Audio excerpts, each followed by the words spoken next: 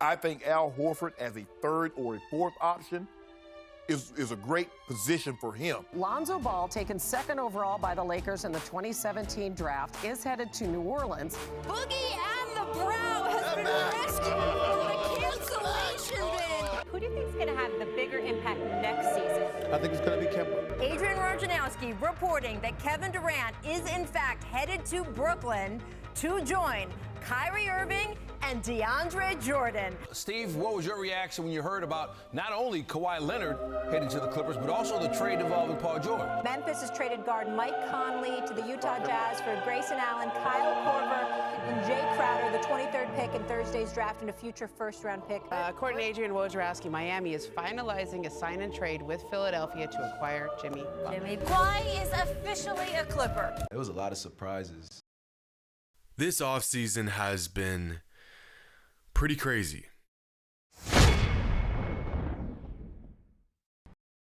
For sports fans, usually the offseason is a time of boringness and reminiscing on the season that passed.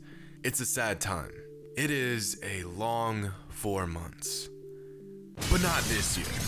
This offseason has been one of the craziest in NBA history, with monumental moves taking place seemingly every single day. Superstars moving around like chess pieces, teams becoming championship contenders overnight, dynasties coming to an end, and entirely new eras just beginning. According to one NBA insider, 1/3 of all NBA players were free agents this summer. And although just 2 weeks in, this offseason has provided us with as much off-the-court drama as the entire NBA season itself. For starters, within the first 2 weeks of free agency, 12 of the top 25 players in the league were traded or signed to new teams. For comparison, I took a random year in NBA history, the 2001 offseason. This was a good time to be a fan of the NBA. And in that offseason, only one of the top 25 players in the league ended up on a different team the following season. Things are about to be very different. In one of the more dramatic turn of events, that team in Los Angeles, the other one, this one, is now the #1 ranked team in the NBA according to power rankings, with the best odds of winning the 2020 NBA championship. The Los Angeles Clippers have never been the #1 team in the NBA power rankings, but 5 years ago they reached the #2 spot, and then got knocked out in the second round of the playoffs. Overnight, one of the NBA's most unaccomplished franchises has now become arguably the most threatening team in the league. As far as that other team in LA, they aren't doing so bad themselves. In fact, the Lakers are actually looking pretty scary right now. After spending what felt like weeks, but was really just 5 days, waiting to see what decision Kawhi would make, the Lakers were left high and dry as he picked the other team in the same building. But that's not to say that the Lakers didn't come out on top this offseason. After landing Anthony Davis, DeMarcus Cousins, and Danny Green, as well as a roster filled with veterans, young talent, and shooters to play around these guys, the Lakers have risen a staggering 17 spots in the offseason power rankings from 20th to 3rd in just 2 weeks. I also find it interesting that the best center in the entire NBA just 3 seasons ago is now bouncing around the NBA like a below average role player for $3.5 million. You want to know who else makes $3.5 million a year? Ron Baker. Oh wait, he makes $4.5 million a year. In what might go down as the oddest move in NBA history, after half a decade of sheer dominance, after running through the NBA nearly unscathed, Kawhi Leonard and company achieved the unthinkable by defeating the Golden State Warriors in the NBA Finals. And then he got the Finals MVP trophy and dipped. What it do, baby? Yeah. In a proven system where he doesn't have to go out and put the team on his back, in a culture that respected him and where he could truly revolutionize his legacy, in a franchise where he went 1 for 1 in NBA titles, Kawhi decided it just wasn't for him.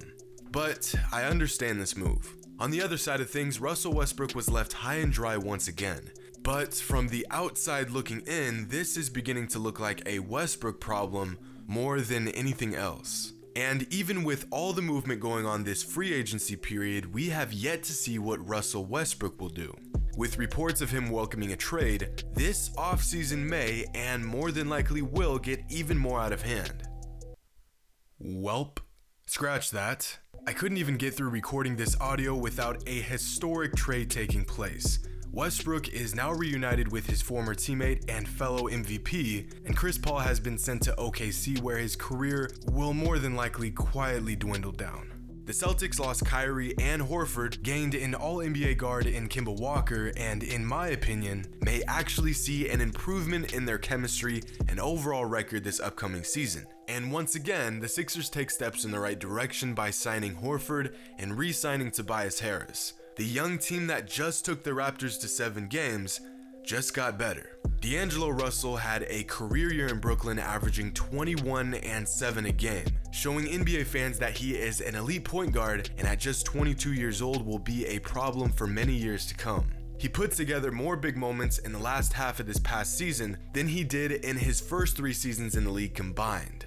In the last 2 weeks of the season, he averaged 29, 9, 5, and 2 a game. He was playing out of his mind and pushed the Nets to their first playoff appearance in 4 seasons, just to get traded to a team with the best backcourt in NBA history.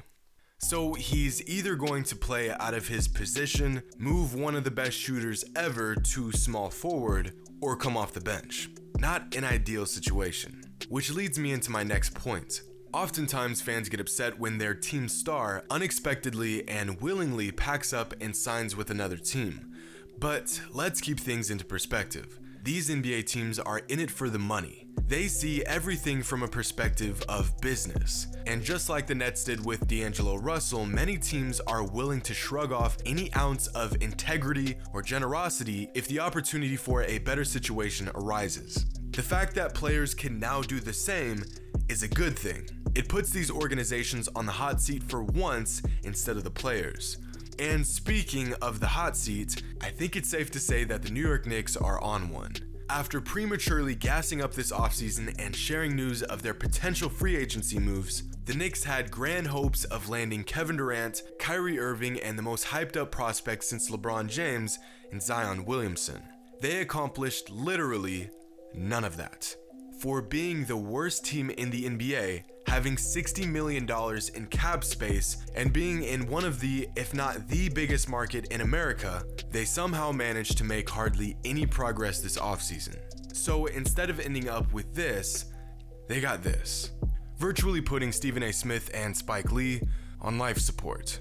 And instead of signing with the Knicks, KD and Kyrie Irving, along with DeAndre Jordan, made their way over to the other team in New York, making them potentially one of the deadliest teams in the East for the next few seasons, pending Kevin Durant's recovery. So, I mean, this is an easy fix for the Knicks.